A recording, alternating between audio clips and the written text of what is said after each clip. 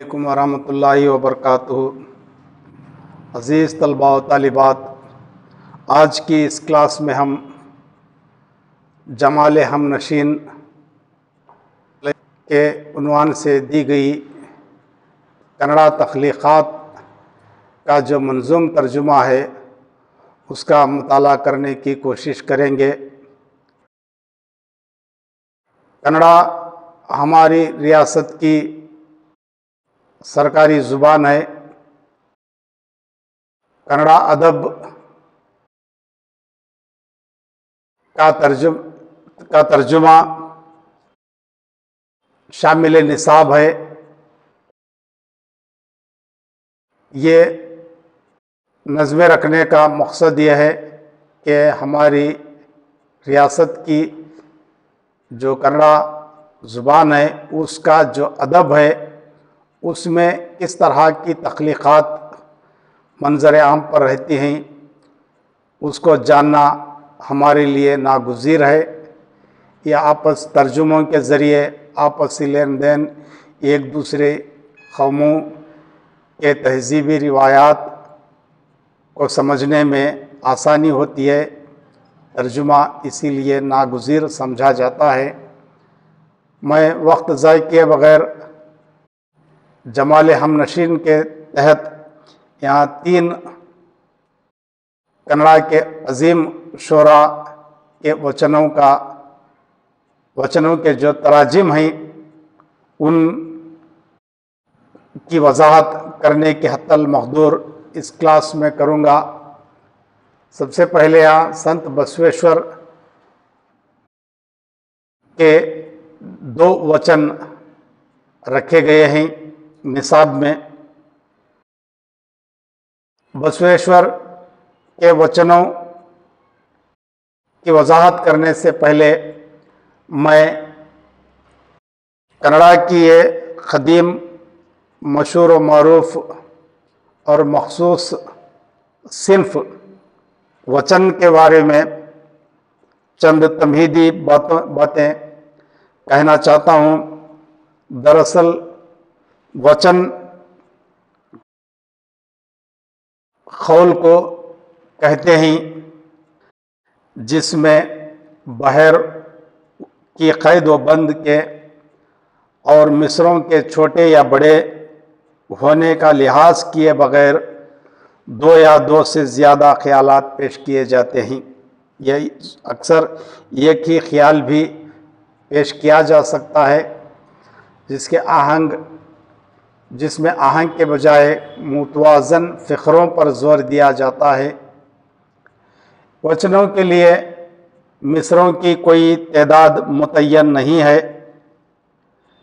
کہیں 2 یا 2 سے زیادہ یا 8-10 مصرے بھی ہوتے ہیں یا خیالات بھی اتنے ہی لائے جا سکتے ہیں۔ اس میں خیال کے خط و خال، حرکات، حال ڈھال، طرز گفتگو کو مختلف منصوبوں کے تحت بطور خاص قلم بند کیا جاتا ہے۔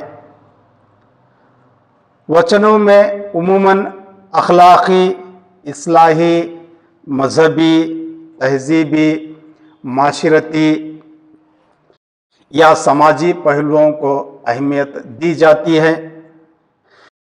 ان پہلوؤں کو اجاگر کرنے کے لیے ماحول میں پائے جانے والے غیر اخلاقی، غیر اصولی، غیر قانونی، غیر آئینی باتوں کو تمثیلی پیرائے میں پیش کرتے ہوئے اصل روح جو اصلاح معاشرہ ہے اسے اجاگر کرنے کی حتی المقدور کوشش کی جاتی ہے، جس کا مقصد انسان کو توہم پرستی، بد اخلاقی اور جہالت سے نکال کر عام حالات و واردات کو فطرت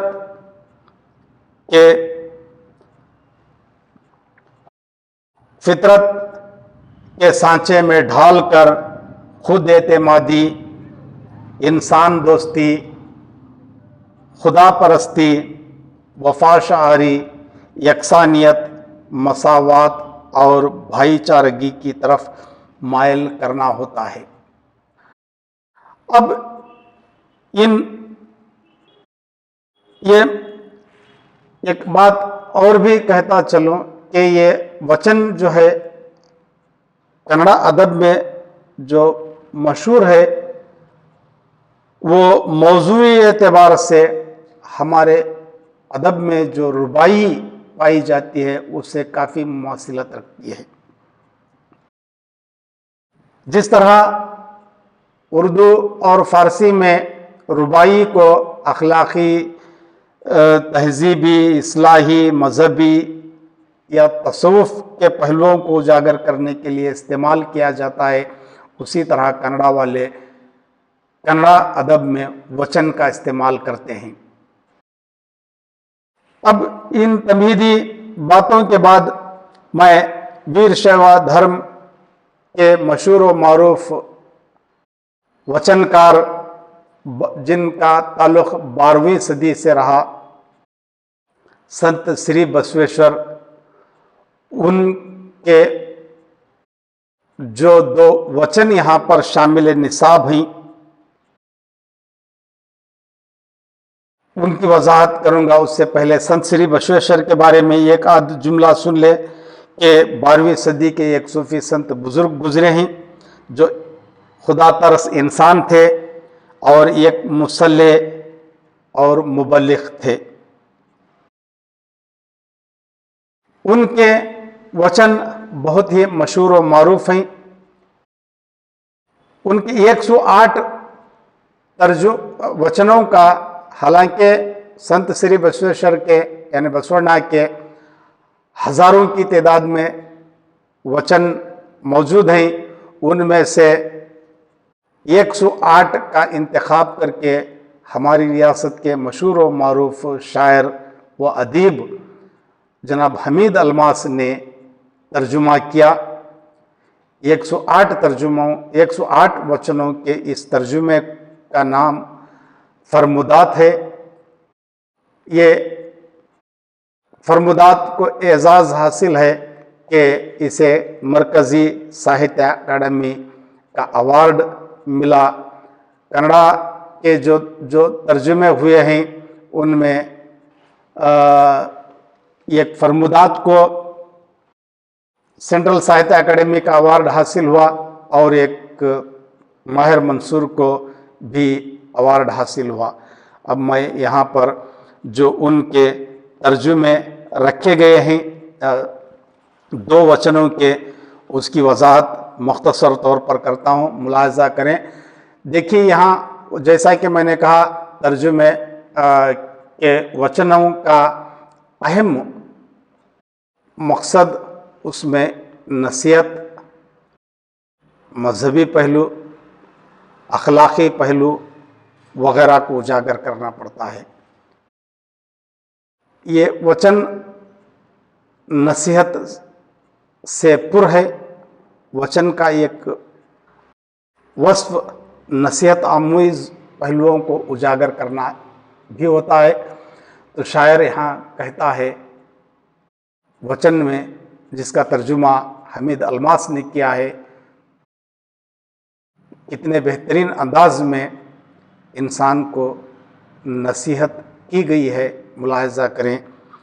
نہ خون بہاؤ، نہ چوری کرو، نہ جھوٹ کہو، نہ حقیر جانو کسی کو، نہ قہر سے دیکھو، نہ دل میں جذبہ نفرت، نہ لب پہ غیبت ہو، برا کہے جسے دنیا اسے برا کہو، برا نہ کہو، زبان سے اپنی ہی مدحت کبھی کیا نہ کرو، نہ عیب جس میں ہو اس سے ہی شاد ہوتے ہیں، میرے عزیز میرے دیوا کوڑلا سنگما۔ اب یہاں ایک بات واضح کر دوں کہ وچن جو بسورنا کے ہیں، ہر ایک وچن کا اختتام کوڑلا سنگما دیوا سے ہوتا ہے۔ کوڑلا سنگما دیوا बसवण्णा का तस्वुराती भगवान है। अब भगवान से मुखातिब होकर वो अपनी बात कहते हैं, मेरे अजीज, मेरे देवा, यानी उनके भगवान, वो जिनको मानते हैं कूड़ला संगमा देवा है। उसी तरह सर्वज्ञा का हर एक वचन सर्वज्ञा पर खत्म होता है। मंकुतिमा डीवी जी के जो मंकुतिमा है, हर एक वचन का खातिमा मंकुतिमा से होता है। ये रिवाज रहा है, जरूरी भी नहीं कि हर एक वचन का इख्तिताम उसी पर हो। अक्का महादेवी के वचनों का खातिमा मल्लिकार्जुन से होता है। यहाँ जो वचन है उसकी वजाहत मुख्तसर तौर पर सुन ले, कितने बेहतरीन अंदाज में बसवण्णा कहते हैं, नसीहत करते हैं। देखें, ना खून बहाओ, ना चोरी करो, ना झूठ कहो। देखिए, नसीहत अमल करने के लिए होती है, और ये बड़े जो मुफक्किर, दानिश्वर, इस्लाह कौम, मुबल्लिग जो होते हैं वो इस तरह की नसीहत करते हैं, और ये वही नसीहत वाली बातें हैं जो दुनिया के तमाम मज़ाहिब के प्रचारक देते आए हैं। और यहाँ देखिए, एक बात ये भी बताता चलूँ कि बसवण्णा के वचनों में अक्सर इस्लामी फिक्र पाई जाती है। यहाँ कूड़ला संगमा देवा निकाल दें तो ऊपर जो 6 मिसरे हैं, उन 6 मिसरों में पाए जाने वाले मफहूम को इस्लामी पस मंज़र में देखें। दुनिया का कोई मज़हब क्यों ना हो, ना खून बहाने की दावत देता है, ना चोरी करने की तलकीन करता है, ना झूठ बोलने पर आमादा करता है। यहाँ बसवण्णा 12वीं सदी में 800-900 साल पहले उन्होंने कहा कि किसी का खून बहाना ठीक नहीं है, किसी का खून बहाओ, और ना चोरी करो, और ना झूठ कहो, और ना किसी को हकीर जानो। किसी को जलील समझना, किसी को छोटा समझना, ये इंसानियत की दलील नहीं है। मसावात, यकसानियत, भाईचारगी जो नबी करीम सल्लल्लाहु अलैहि वसल्लम ने 1400 साल पहले दी थी, वही बातें यहाँ पर दिखाई देती हैं। किसी को हकीर जानने की तलकीन हमारे आका ने नहीं की, वही बात यहाँ भी बसवण्णा भी करते हैं। ना किसी को हकीर जानो, ना खैर से देखो, ना दिल में, यानी किसी को खैर से देखना चाहिए, खैर से किसी को देखना नहीं चाहिए। ना दिल में जज्बे नफरत, ना लब पे गीबत हो। गीबत के बारे में तो जानते ही हैं, हमारे मज़हब में अपने सगे भाई का गोश्त खाना है। यहाँ दिल में नफरत का जज्बा नहीं, मत रखो, और ना लब पर, की ज़ुबान पर किसी की गीबत हो। और आगे ये भी नसीहत आमीज़ बात यहाँ पर है कि बुरा कहे जिसे दुनिया, उसे बुरा ना कहो। दुनिया वाले अगर किसी को बुरा कहते हैं तो तुम उसे बुरा मत कहो, क्योंकि तुम उसे जब तक क्योंकि तुम उसे देख नहीं सकते हो। दुनिया वाले बुरा कहते होंगे, लेकिन जब तक तुम्हें यकीन ना हो उसे बुरा मत तस्वुर करो, बुरा मत मानो, बुरा मत कहो। क्योंकि दूसरे अगर किसी उससे बुरा कहते हैं तो बहुत मुमकिन है कि उसके अंदर अच्छाई हो, वो अच्छाई तुम्हें दिखाई दे। और आगे कहते हैं, जुबान से अपनी ही मिदत कभी किया ना करो। अपने मुंह मियाँ मिट्ठू, अपनी ही तारीफ कर लेना, अपनी ही खुद सताइश, अपनी तारीफ خود کر لینا یہ شیوا نہیں ہے. اس لیے اپنی ہی زبان سے اپنی ہی تعریف مت کیا کرو. کیوں یہ اوپر جتنی بھی صفات ہیں، خون جو نہیں بہاتا، چوری جو نہیں کرتا، جھوٹ جو نہیں کرتا، کسی کو حقیر نہیں مانتا، کسی کو خیر سے نہیں دیکھتا، اگر کسی کے دل میں جذبہ نفرت نہیں ہوتا، زبان پر اس کے غیبت نہیں ہوتی، برا کوئی کسی کو کہتے ہیں تو اسے برا نہیں مانتا اور زبان سے اپنی ہی تعریف نہیں کرتا، تو ویسے شخص کو ہی بسونا کہتے ہیں کہ کوڈلا سنگما دیوا عزیز رکھتے ہیں. یعنی اب میں یہاں پر اسلامی تہذیب پس منظر میں یہ کہوں تو اللہ تعالیٰ یہ صفات رکھنے والوں کو یعنی پسند کرتا ہے، جو خون نہیں بہاتا، کسی قتل و غارت گری نہیں کرتا، چوری نہیں کرتا، جھوٹ نہیں کہتا، کسی کو حقیر نہیں سمجھتا، کسی کو بری نظر سے نہیں دیکھتا، کسی کے دل میں کسی کے تعلق سے کسی کے دل میں نفرت کا جذبہ نہیں ہوتا، وہ لوگوں کی غیبت نہیں کرتا، برے لوگوں کو کسی کو برا نہیں کہتا اور اپنے زبان سے خود کی تعریف نہیں کرتا، تو ویسے شخص کو اللہ رب العزت پسند کرتا ہے. یہاں بسونا چونکہ کوڈلا سنگما دیوا ان کے بھگوان ہیں، جسے وہ مانتے ہیں، ان کے تعلق سے کہتے ہیں کوڈلا سنگما دیوا ایسے لوگوں کو عزیز مانتے ہیں. میرے عزیز میرے کوڈلا دیوا، نہ عیب ہو جس میں، نہ عیب جس میں ہو، اس سے ہی شاد ہوتے ہیں، اس سے ہی راضی ہوتے ہیں. کون؟ کوڈلا سنگما دیوا. دیوا کوڈلا سنگما، یہاں الفاظ کا الٹ پلٹ ہوا ہے وزن نبھانے کے لیے. حالانکہ کوڈلا سنگما دیوا ان کے تصوراتی بھگوان کا نام ہے، ان کو وہ عزیز مانتے ہیں. یہ اسلامی فکر بھی یہی ہے، اسلام بھی اسی بات کی دعوت دیتا ہے. تو اگلا جو ان کا وچن ہے وہ دیکھیں کہ اس وچن میں شاعر یعنی بسونا کیا کہتے ہیں. جب بھی آئے تمہارے پاس کوئی، بہت اچھی نصیحت آمیز باتیں ہیں، اخلاقی درس یہاں پر دیتے ہیں بسونا. جب بھی آئے تمہارے پاس کوئی، 2 قدم بڑھ کے اس کو لینے سے اور پھر پوچھنے سے خیریت، آبرو پہ نہ داغ آئے گا. اور ہمسائے کے لیے اٹھ کر اپنی مسند کے پیش کرنے سے یہ زمین تو سرک نہ جائے گی. حرف شیریں زباں پہ لانے سے سر پھٹے گا نہ پیٹ پھولے گا. گر جو خیرات بھی نہ ہو تم سے،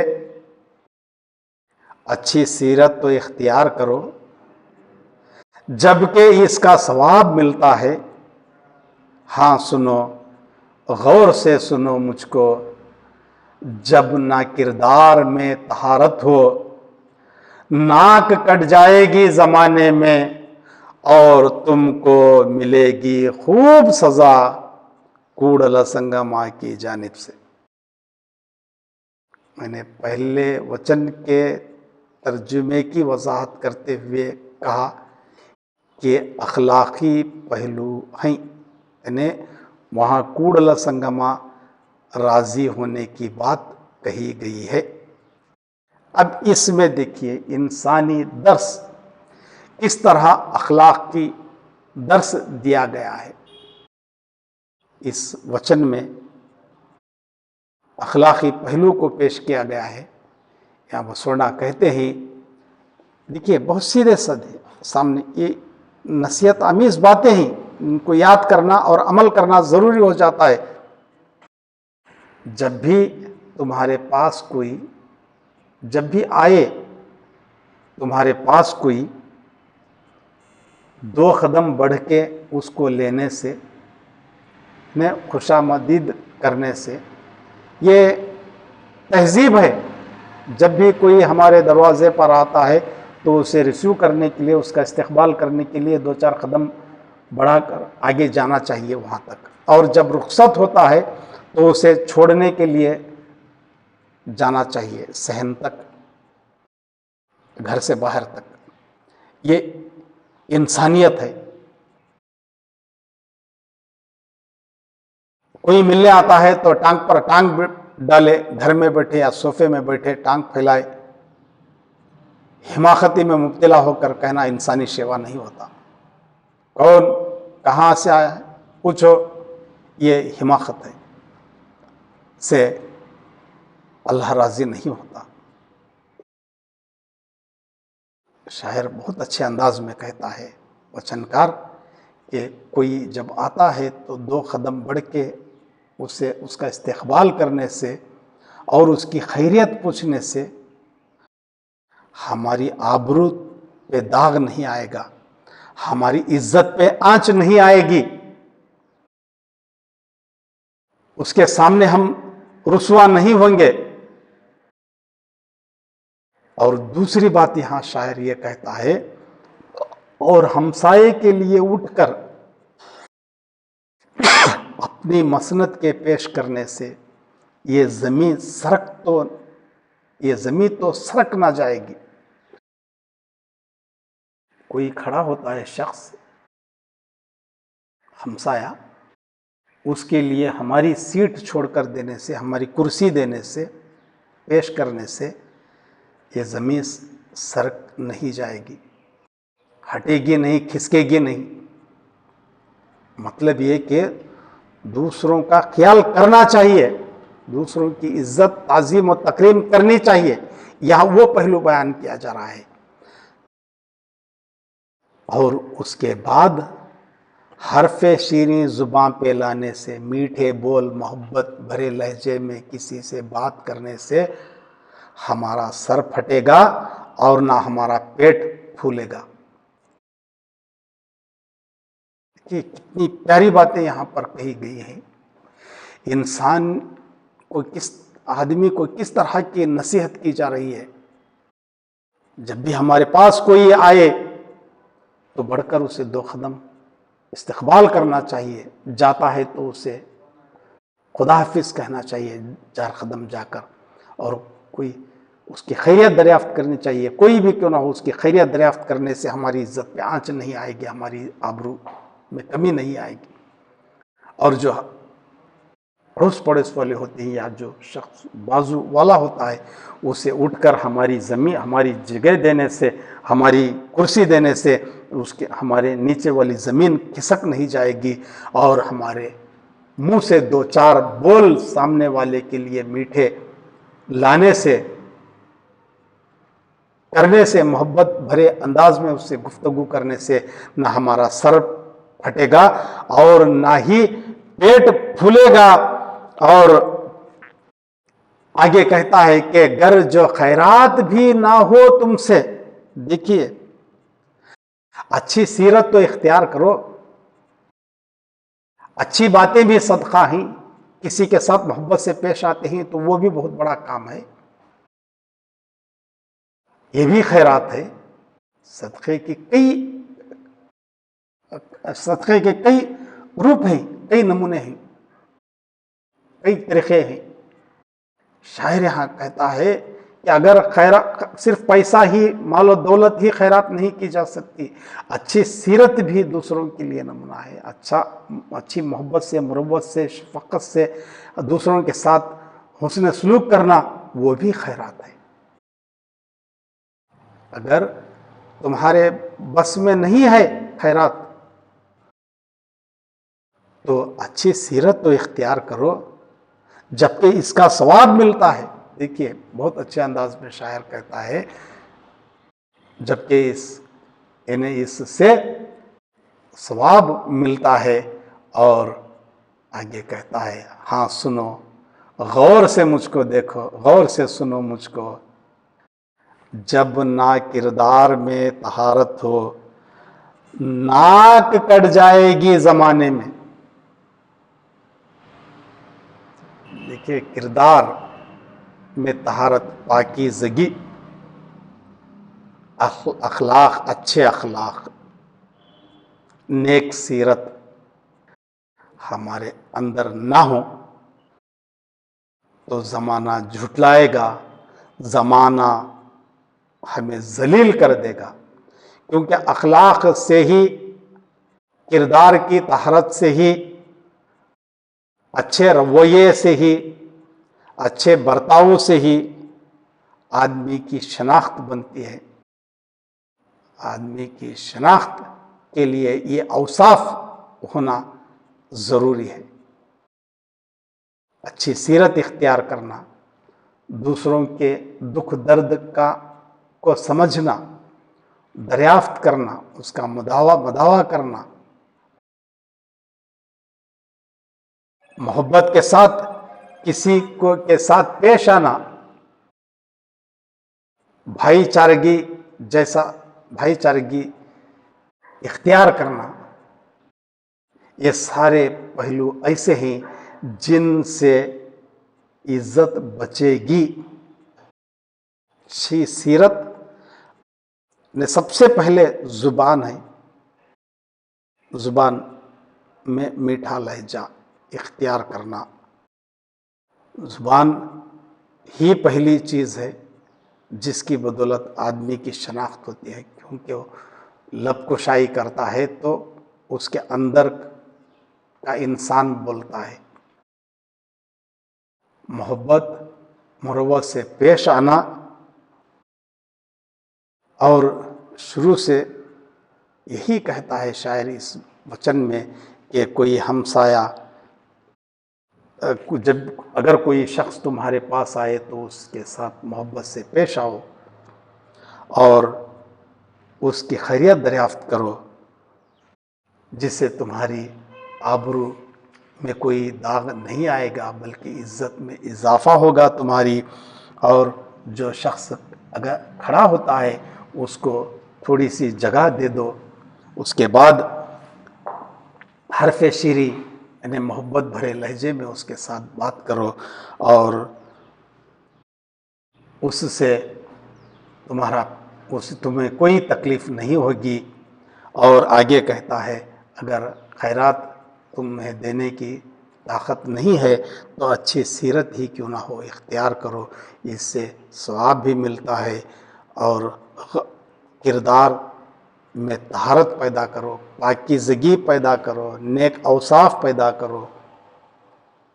اگر یہ صفات ہیں تو زمانے میں ذلت و رسوائی نہیں ہوگی، ناک نہیں کٹے گی بلکہ وقار بلند ہوگا. اگر موجودہ صفات نہیں ہیں، یعنی برا سوچتا ہے، برا کرتا ہے، کسی کے ساتھ حسن سلوک سے پیش نہیں آتا، تو یقین مانو، غور سے سنو کہ زمانے میں ناک اس کی کٹ جائے گی اور اس کی سزا کوڈلا سنگما کی جانب سے ضرور ملے گی. یعنی ہم بھی مانتے ہیں کہ اگر انسان میں نیک سیرت نہ ہو، اخلاق میں پاکیزگی نہ ہو، کردار اچھا نہ ہو تو اس کی سزا اللہ تعالیٰ ضرور دے گا. زمانے میں بھی رسوائی ہوگی، آخرت میں بھی اس کی سزا ہوگی. یہاں اس کا مطلب یہی ہے. اور اس کے بعد اگلا وچن ہے، اگلے وچن جو یہاں دیے گئے ہیں وہ سروگنا کے ہیں. یاد رکھیں سروگنا کے وچن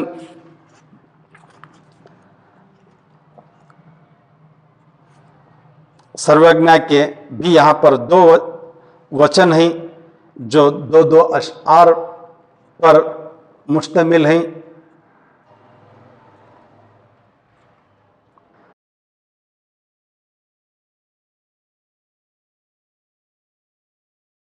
میں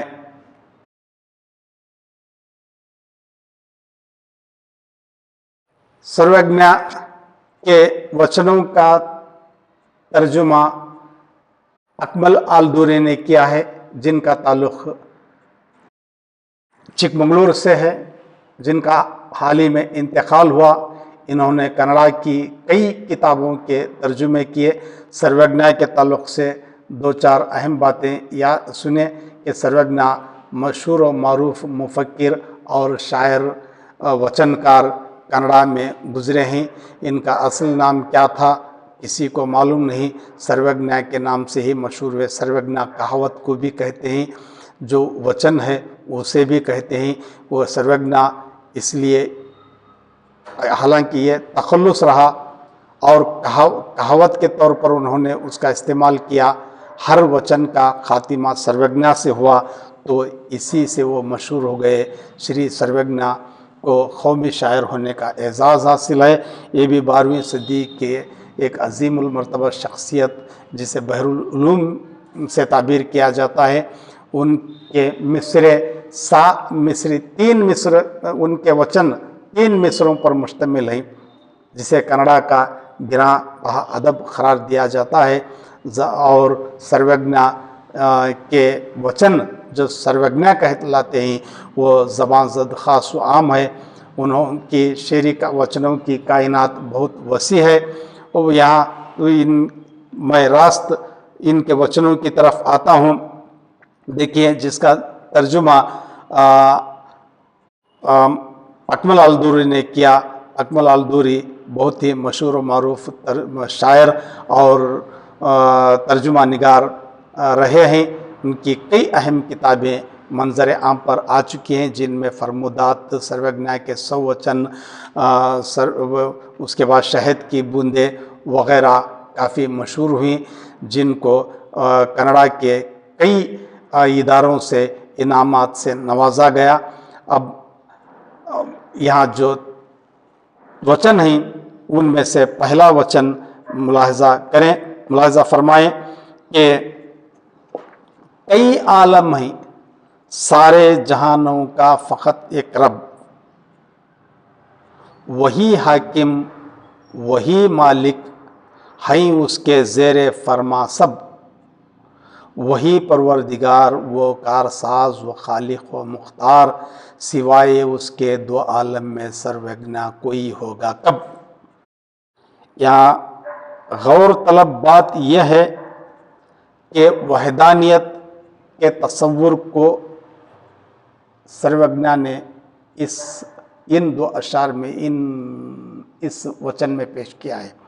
जैसा कि मैंने कहा कि सर्वज्ञा के तमाम वचन 3 मिसरों पर मुश्तमिल है, 3 लाइन्स हैं।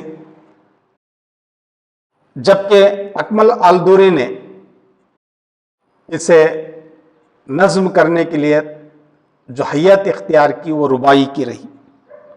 रुबाई की हैयत में सर्वज्ञा के वचनों का उन्होंने तर्जुमा किया अक्सर। अब यहाँ देखिए, ये रुबाई में जो बात पेश की गई है सामने की है, अशहदु अल्ला इलाहा इल्लल्लाहु वहदहु ला शरीका लहू व अशहदु अन्ना मुहम्मदन अब्दुहु व रसूलुहु। ला शरीका लहू रब्बिल आलमीन, कई आलम हैं, सारे जहानों का फ़कत एक रब, वहदहु ला शरीका लहू, कुल हुवल्लाहु अहद, वही हाकिम वही मालिक, हैं उसके ज़ेरे फरमा सब, वही परवरदिगार व कारसाज व खालिक व मुख्तार। अब यहाँ सिवाय उसके 2 आलम में सर्वज्ञा कोई होगा कब। यहाँ कुल हुवल्लाहु अहद ला शरीका लहू जो मैंने कहा, वो उस पस मंज़र में सर्वज्ञा, जो हर कहावत के बाद उन्होंने सर्वज्ञा का लफ्ज़ इस्तेमाल किया। जैसा कि मैंने कहा, सर्वज्ञा उनका नाम भी है, तखल्लुस भी है, मशहूर उसी से हुए, لیکن سرویگنا ہر ایک وچن کے اختتام پر لائے اور وہ کہاوت کے طور پر بھی اسے تسلیم کیا گیا۔ کنڑا کی کہاوتوں کو بھی، ان کے وچنوں کو بھی سرویگنا کہتے ہیں۔ اب یہاں دیکھیے، میں سامنے ہے بات واضح کر دیتا ہوں کہ کئی عالم ہیں، سب ہمارا ایمان ہے کہ الحمدللہ رب العالمین، میں نے کہا تھا حمد والی کلاس میں، کئی عالم ہیں، ان کا بھی ماننا ہے کہ کئی عالم ہیں، سارے جہانوں کا فقط ایک رب، یعنی جتنے بھی عالم ہیں ان کا ایک ہی رب ہے، رب العالمین، فقط صرف اور صرف ایک ہی رب ہے، واحد ہے، اور وہی حاکم ہے، وہی مالک ہے، اور اسی کے زیر فرما مطیع و فرما بردار سب کے سب ہیں، اسی کے قبضہ قدرت میں سب کچھ ہے، وہی تخلیق کار ہے، وہی ہمارا پروردگار ہے، وہی ہمارا نگہبان ہے، وہی خالق ہے، کریٹر، پیدا کرنے والا، اور مختار بھی وہی ہے، کوئی اس کا ثانی نہیں ہے، سوائے اس کے دو عالم میں سرویگنا کوئی ہوگا کب نہیں ہے، اس کے سوا کوئی اور ہو نہیں سکتا۔ یا وحدانیت کے تصور کو شاعر نے بہت اچھے انداز میں پیش کیا ہے۔ اگلا وچن ہے جس کا ترجمہ اکمل آلدوری نے اس طرح سے کیا ہے: محبت صحبت ملے نیکوں کی، اگر زر دے کر حاصل کرو نعمت، یہ بلا خوف و خطر۔ برعکس سرویگنا ہو بروں کی سنگت، پیچھا کسی صورت سے چھڑانا بہتر۔ دیکھیے یہاں کیسی اچھی نصیحت کی گئی ہے کہ تمام مذاہب کے مبلغین، دائی جو ہیں، وہ اسی طرح کی نصیحت کرتے ہیں،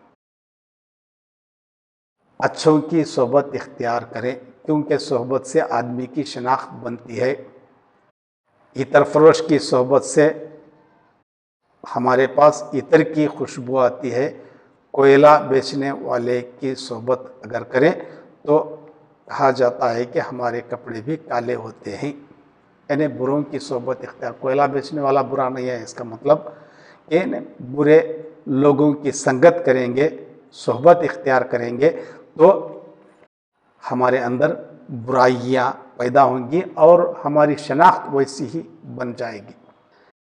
یہاں شاعر کہتا ہے، اگر زر دے کر بھی، دولت لٹا کر بھی، مال لٹا کر بھی نیکوکاروں کی، نیک لوگوں کی صحبت ملے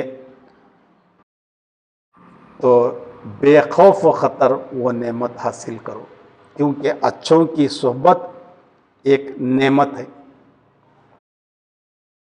اگر نیک لوگوں کی صحبت اختیار کرنے کے لیے تمہارے پاس دولت ہے، اسے لٹانا بھی پڑے، اسے دینا بھی پڑے، تو دے کر ہی کیوں نہ ہو ان کی اچھے لوگوں کی صحبت اختیار کرو۔ اس کے برعکس اگر بروں کی سنگت ہو جائے، بروں کی صحبت میں ہو، تو کسی نہ کسی صورت میں ان سے پیچھا چھڑانا بہت بہتر ہے، بہت اچھا ہے۔ ان سے صحبت چھڑا لینے کی حتی المقدور نہیں، کسی نہ کسی طرح سے کیوں نہ ہو ان کی صحبت سے دور ہو جاؤ، ان کی صحبت چھڑا لو۔ یعنی کہ اس کا مطلب یہ ہے کہ اچھے لوگوں کی، نیکوکاروں کی صحبت اختیار کرنے کے لیے دولت ہی کیوں نہ لٹانا پڑے، وہ نعمت سے کم نہیں ہے، لٹا کر ہی کیوں نہ ہو وہ نعمت حاصل کرو، ڈرے بغیر۔ اگر بروں کی سنگت ہے اس کے، تو ان سے کسی نہ کسی طرح سے پیچھا چھڑانا ہی بہتر ہے۔ اس کے بعد جو वचन यहाँ पर मौजूद हैं वो DVG के हैं। DV यानी DV गुंडप्पा, जिनका शुमार कन्नड़ा शेर व अदब के अजीमुल मर्तबत शख्सियतों में होता है। वो एक शायर, अदीब और मुतरजिम की हैसियत से कन्नड़ा अदब में बहुत मशहूर हैं। उनका एक कारनामा यह है कि उमर ख़याम की रुबाइयात का उन्होंने कन्नड़ा में तर्जुमा किया है अंग्रेज़ी अदब से। कन्नड़ा के ये मशहूर व मरूफ शायर DVG की शोरा आफाक तसनीफ़ का नाम मंको तिम्मना कग्गा है, जो 945 बंदों पर मुश्तमिल एक तवील नज़्म है, जिसका हर एक बंद मौजू के एतबार से एक मुकम्मल नज़्म की हैसियत रखता है। DVG की इस नज़्म में उनके एहसासात, जज्बात, मुशाहिदात, तजुर्बात की एक ऐसी दुनिया आबाद है जिसमें इंसानियत, अखलाकियात और रूहानियत के अनगिनत मसाइल शामिल हैं। DVG की इस नज़्म के तकरीबन 100 बंद का तर्जुमा अकमल आलदूरी ने किया है, जिनका ताल्लुक़ चिकमंगलूर से है, जिनका हाल ही में इंतकाल हुआ। उन्होंने कई किताबों के तर्जुमे किए, जो इससे पहले मैंने कहा शहद की बूंदें, उनके नाम से DVG की इस नज़्म के 100 बंदों का तर्जुमा उन्होंने किया है। ज़ेर नज़र 2 बंद उनकी इसी किताब से लिए गए हैं। पहला बंद जो यहाँ पर रखा गया है निसाब में, उसका तर्जुमा अकमल आलदूरी ने इस तरह किया है कि हर दम बशर को है तलबे रौनक़े हयात, वो हुब्बे हुस्न जाह वो हश्म भी तो साथ साथ दिल मुख्तलिफ मिजाज जलता रहेगा, वो दिल मुख्तलिफ मिजाज जलता रहेगा, वो सब कुछ है फिर भी आरज़ुओं से नहीं नजात। यहाँ जो लोग तालिबे दुनिया होते हैं, दुनिया के तलबगार होते ही दुनिया के पीछे पड़ते हैं, उनके ताल्लुक़ से कहा गया है। हर लम्हा आदमी दुनिया की तलब में लगा रहता है, ज़िंदगी के हुस्न का मुतलाशी होता है। हर लम्हा आदमी को दुनिया की तलब होती है, उसके साथ साथ यहाँ की रौनकों में वो गुम होकर रहना चाहता है, उसके साथ साथ यहाँ की खूबसूरती से मोहब्बत वो करता है, शान व शौकत से मोहब्बत करता है। तो इंसान का दिल मुख्तलिफ मिजाज वाला बन जाता है। उसके दिल में, यानी तालिबे दुनिया अगर इंसान बन जाए तो उसका दिल मुख्तलिफ पहलुओं को जगह देने वाला होता है। उसके दिल में आरज़ुएँ होती, ख्वाहिशें होती, तमन्नाएँ होती, अच्छी होनी चाहिए, इससे इनकार नहीं है, लेकिन दुनिया का तलबगार दुनिया के पीछे पड़ गया तो शायर कहता है यहाँ पर, उसके पास दुनिया होगी, दुनिया की चीज़ें होंगी, लेकिन उसकी आरज़ुओं की कोई हद नहीं होगी। आरज़ुओं से उसे नजात कभी नहीं मिलेगी। मतलब ये इन 2 अशार का, यानी इस बंद का, कि जो आदमी दुनिया के पीछे पड़ जाता है, दुनिया की खूबसूरती में गुम हो जाता है, दुनिया की शान और शौकत पर मर मिटता है, उसका दिल कभी नहीं भरता وہ دل اس کا ہمیشہ مچلتا ہی رہے گا. اس کے پاس سب کچھ ہونے کے باوجود، سب کچھ آ جانے کے بعد بھی اس کی آرزوئیں، اس کی خواہشیں ختم نہیں ہوں گی، اس سے اسے نجات کبھی نہیں ملے گی. اور اس کے بعد والا جو بند ہے وہ 5 اشعار پر، 6 مصروں پر مشتمل ہے. یہاں علم کی اہمیت اجاگر کی گئی ہے. علم کے تعلق سے شاعر یہاں علم کی اہمیت بیان کرتے ہوئے کہتا ہے کہ علم حاصل جو ہو کتابوں سے، وہ ہے سر پر رکھا ہوا ایک تاج. علم جو دل کی روشنی سے ملے، گل تازہ کھلا ہو جیسے آج. آتا ہے دل کی روشنی سے شعور، علم ظاہر سے ہو غرور کا راج. یہاں علم کی اہمیت، افادیت بیان کرتے ہوئے شاعر کہتا ہے، یہاں 2 طرح کے سے حاصل ہونے والے علم کی طرف اشارہ ہے. ایک علم جو کتابوں سے حاصل ہوتا ہے. شاعر سے کہتا ہے کہ جو علم کتابوں سے حاصل ہوتا ہے وہ سر پر رکھے ہوئے ایک تاج کی مانند ہے یا ایک تاج ہے. اور وہ علم جو دل کی روشنی سے ملتا ہے وہ گویا ایک پھول ہے جو تازہ ابھی ابھی کھلا ہے یا آج ہی کھلا ہے. آتا ہے دل کی روشنی سے شعور، یعنی اس سے شعور پیدا ہوتا ہے، روشنی پیدا ہوتی ہے.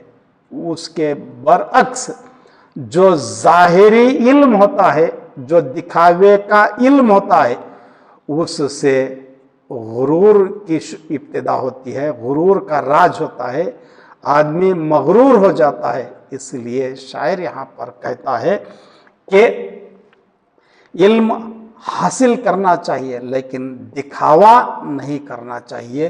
جو دکھاوے والا علم ہوتا ہے وہ غرور میں مبتلا کر دیتا ہے، آدمی مغرور بن جاتا ہے. علم جو کتابوں سے حاصل ہوتا ہے وہ تاج کی مانند ہے سر پر رکھے ہوئے، اور جو علم دل کی روشنی سے ملتا ہے وہ ہمیں شعور عطا کرتا ہے، روشنی عطا کرتا ہے. اور اگر یہی علم دکھاوے میں مبتلا ہو، دکھاوے کا شکار ہو جائے تو انسان کو مغرور بنا دیتا ہے، مغرور کا راج شروع ہو جاتا ہے. اس سے بچنے کی کوشش کرنی چاہیے، دل کو روشن کرنا چاہیے، علم حاصل کرنا چاہیے. علم سے ہی تاجداری نہ صحیح، تاجداری نہ صحیح لیکن عظمت اور وقت حاصل ہوتی ہے. خدا حافظ.